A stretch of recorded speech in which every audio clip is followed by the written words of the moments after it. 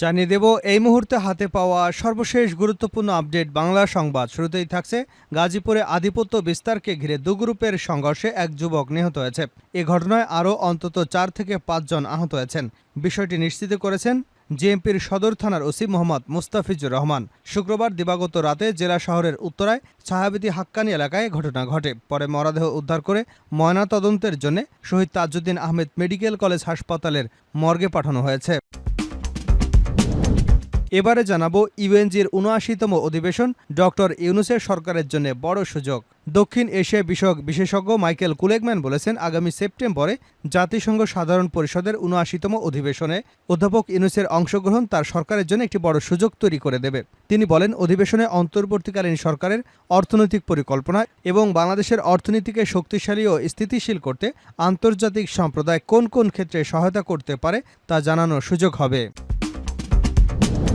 তিনি বলে জানিয়েছেন পূর্ব জৈন্তিয়া পাহাড় জেলা পুলিশের প্রধান গিরিপ্রসাদ। জানিয়ে দেব প্রধান উপদেষ্টার আলোচনায় ডাক পায়নি যেসব রাজনৈতিক দল। অন্তর্বর্তী সরকার প্রধান হিসেবে দায়িত্ব নেবার ৩ সপ্তাহ পর রাজনৈতিক দলগুলোর সঙ্গে শনিবার বিকেলে মত বিনিময়ে বসেছেন প্রধান উপদেষ্টা ডক্টর মোহাম্মদ ইউনূস। তবে মত বিনিময়ে এ সভায় ডাক পায়নি আওয়ামী লীগ, ১৪ দলীয় জোট, JASAD, Bangladesh Samyabadi Dal, Bangladesh communist party, Gonotontri party, Bangladesh national Awami party, Bangladesh workers party, Zaker party, Bangladesh Tariqat federation, Bangladesh Khelafat আন্দোলন, বাংলাদেশ ন্যাশনালিস্ট ফ্রন্ট বিএনএম, জাতীয়তাবাদী গণতান্ত্রিক আন্দোলন এনডিএম, তৃণমূল বিএনপি, বাংলাদেশ জাতীয়তাবাদী আন্দোলন বিএনএম ও বাংলাদেশ সুপ্রিম পার্টি সহ আরও কয়েকটি দল। জানাবো ময়লা বাণিজ্যে হাত বদল, এক ওয়ার্ডে মাসে আয় ৩ কোটি টাকা। শুধু বাসাবাড়ি ও রেস্তোরাঁর বর্জ্য সংগ্রহের নামে রাজধানীর প্রতিটি ওয়ার্ডে অর্থ লুটপাটের একটি চক্র গড়ে উঠেছিল বিগত আওয়ামী সরকারের আমলে। এই চক্রে আওয়ামী লীগের বিভিন্ন পর্যায়ের নেতা কর্মীরা ছিলেন। বর্জ্য সংগ্রহ ও ময়লা বাণিজ্য থেকে সবচেয়ে বেশি টাকা উঠত ঢাকা উত্তর সিটির ১৯ নম্বর ওয়ার্ডে। ৫ই আগস্ট আওয়ামী সরকারের পতনের মাত্র এক সপ্তাহের মধ্যেই গুলশান ও বনানী এলাকায় ময়লা বাণিজ্যের হাত বদল হয়ে গেছে। আওয়ামী লীগ নেতাদের জায়গায় এখন ময়লা বাণিজ্যের নিয়ন্ত্রণ নিয়েছেন বিএনপির স্থানীয় নেতারা। এদিকে দেশে ফিরল সাবেক ছাত্রলীগ নেতা পান্নার মরদেহ। বাংলাদেশ ছাত্রলীগের কেন্দ্রীয় কমিটির সাবেক সাধারণ সম্পাদক ইসাক আলী খান পান্নার মরদেহ বাংলাদেশের কাছে হস্তান্তর করেছে ভারতের মেঘালয় রাজ্যের পুলিশ। শনিবার বেলা 11:30টার দিকে সিলেটের তামাবিল ইমিগ্রেশন চেকপোস্ট দিয়ে তার মরদেহ ফেরত পাঠানো হয়। পালানোর সময় পান্নার সঙ্গে প্রায় $2 কোটি ছিল বলে তার স্বজনরা জানিয়েছেন। তবে মরদেহ উদ্ধারের সময় কোনো মুদ্রা পাওয়া যায়নি বলে জানিয়েছেন পূর্ব জৈন্তিয়া পাহাড় জেলা পুলিশের প্রধান গিরিপ্রসাদ। এবং সর্বশেষ জানাবো গোয়ালন্দে অজ্ঞাত যুবকের গলাকাটা মৃতদেহ উদ্ধার। রাজবাড়ীর গোয়ালন্দে শনিবার সকালে অজ্ঞাত এক যুবকের গলাকাটা মৃতদেহ উদ্ধার করেছে থানা পুলিশ। সন্ত্রাসীদের অভ্যন্তরীণ বিরোধের কারণে এ ঘটনা ঘটে থাকতে পারে বলে পুলিশের প্রাথমিক ধারণা। এতক্ষণ শিরোনাম শুনছিলেন, এবার বিস্তারিত। প্রিয় দর্শক, আপনি যদি এই চ্যানেলে নতুন হয়ে থাকেন, ভিডিওটি দেখতে দেখতে চ্যানেলটি সাবস্ক্রাইব করে আমাদের সঙ্গে থাকুন। আর এই ভিডিও সম্পর্কে আপনি আপনার মূল্যবান মতামতটি কমেন্ট বক্সে জানিয়ে দিন। আর হ্যাঁ প্রিয় দর্শক, জানিয়ে দিন ভিডিওটি কোথা থেকে দেখছেন। গাজীপুরে আধিপত্য বিস্তার ঘিরে সংঘর্ষে নিহত এক। গাজীপুরে আধিপত্য বিস্তারকে ঘিরে দু গ্রুপের সংঘর্ষে এক যুবক নিহত হয়েছেন। এ ঘটনায় আরও অন্তত ৪ থেকে ৫ জন আহত হয়েছেন। বিষয়টি কালবেলাকে নিশ্চিত করেছেন জেএমপির সদর থানার ওসি মোহাম্মদ মুস্তাফিজুর রহমান।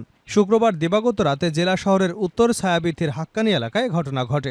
পরে মরদেহ উদ্ধার করে ময়নাতদন্তের জন্য শহীদ তাজউদ্দিন আহমেদ মেডিকেল কলেজ হাসপাতালের মর্গে পাঠানো হয়।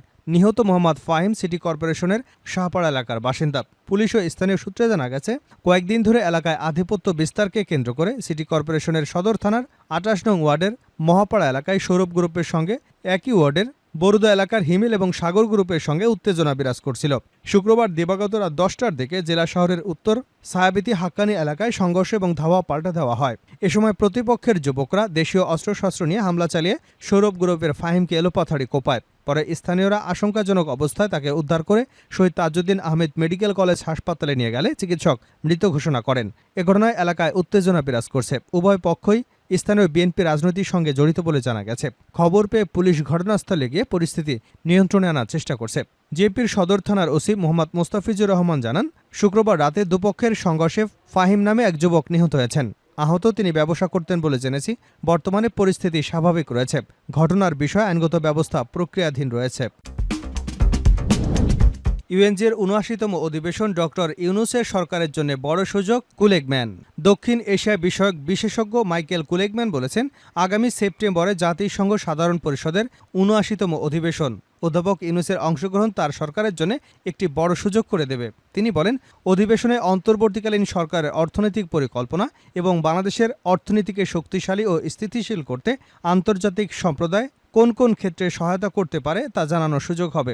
ওয়াশিংটন ডিসির ওয়েলসন সেন্টারে সাউথ এশিয়া ইনস্টিটিউটের পরিচালক কুলেগম্যান রাইট টু ফ্রিডম R2 আয়োজিত এক ওয়েবিনারে তিনি এসব কথা বলেন। কুলেগম্যান বলেন, তিনি যদি তা করেন তাহলে তিনি নিউ ইয়র্কের অন্তর্বর্তীকালীন সরকারের প্রধান উপদেষ্টার দায়িত্ব নেবার পর থেকে সবচেয়ে বড় বৈশ্বিক প্ল্যাটফর্মে বক্তব্য দেবেন। তিনি বলেন, অধ্যাপক ইউনূস বেশ কিছু কাজ করতে পারতেন, বেশ কিছু কথা তিনি বলতে পারতেন। আমি মনে করি সর্বোপরি তার উচিত দেশ পরিচালনার জন্য একটি দৃষ্টিভঙ্গি, অন্তর্বর্তীকালীন সরকারের লক্ষ্য সংস্কারের জন্য তার পরিকল্পনা এবং গণতন্ত্র পুনরুদ্ধারের জন্য তার প্রচেষ্টা তুলে ধরা। রাইট টু ফ্রিডম বোর্ডের সদস্য জন ড্যালিলো উইজের সঞ্চালনায় ওয়েবিনারের সঞ্চালনায় রাইট টু ফ্রিডম নির্বাহী পরিচালক মুশফিকুল ফজল আনসারি প্যানেলের সংক্ষিপ্ত পরিচিতি দেন এবং R2P-এর বোর্ড প্রেসিডেন্ট রাষ্ট্রদূত অবসরপ্রাপ্ত উইলিয়াম বি মিলাম উদ্বোধনী বক্তব্য দেন। নোবেল বিজয়ী অধ্যাপক মোহাম্মদ ইউনূসের নেতৃত্বে বাংলাদেশের নতুন যাত্রার সমালোচনামূলক দিক নিয়ে ওয়েবিনারে বক্তব্য দেন সেন্টার ফর পলিসি ডায়ালগের নির্বাহী পরিচালক doctor Fahmida Khatun, citizen for good গভর্নেন্সের সেক্রেটারি ডক্টর বদিউল আলম মজুমদার।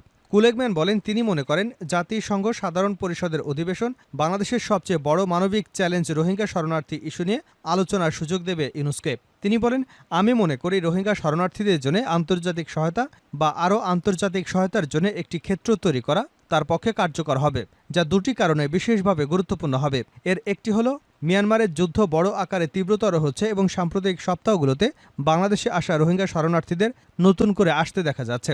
দ্বিতীয়ত, গাজা ইউক্রেন যুদ্ধসহ অন্যান্য স্থানে যুদ্ধের কারণে দাতাদের দৃষ্টি অন্যত্র আকৃষ্ট করেছে।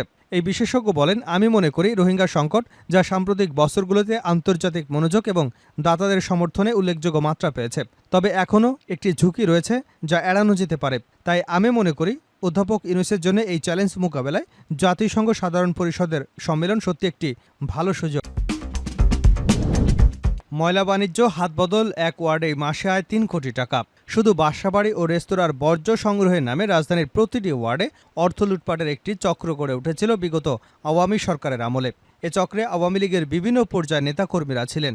বর্জ্য সংগ্রহ বা ময়লা বাণিজ্য থেকে সবচেয়ে বেশি টাকা উঠত ঢাকা উত্তর সিটির ১৯ নম্বর ওয়ার্ডে। রাজধানীর অভিজাত এলাকা হিসেবে পরিচিত গুলশান ও বনানী নিয়ে এই ওয়ার্ড। ৫ই আগস্ট আওয়ামী লীগ সরকারের পতন হবার পর মাত্র এক সপ্তাহের মধ্যে গুলশান ও বনানী এলাকায় ময়লা বাণিজ্যের হাত বদল হয়েছে। আওয়ামী লীগের নেতাদের জায়গায় এখন ময়লা বাণিজ্যের নিয়ন্ত্রণ নিয়েছেন বিএনপির স্থানীয় নেতারা। আগে সেখানে ওয়ার্ডে ময়লা সংগ্রহের কাজ করা ৩৮টি প্রতিষ্ঠানের ৩১টিরই মালিক ছিলেন আওয়ামী লীগ এবং এর অঙ্গ ও সহযোগী সংগঠন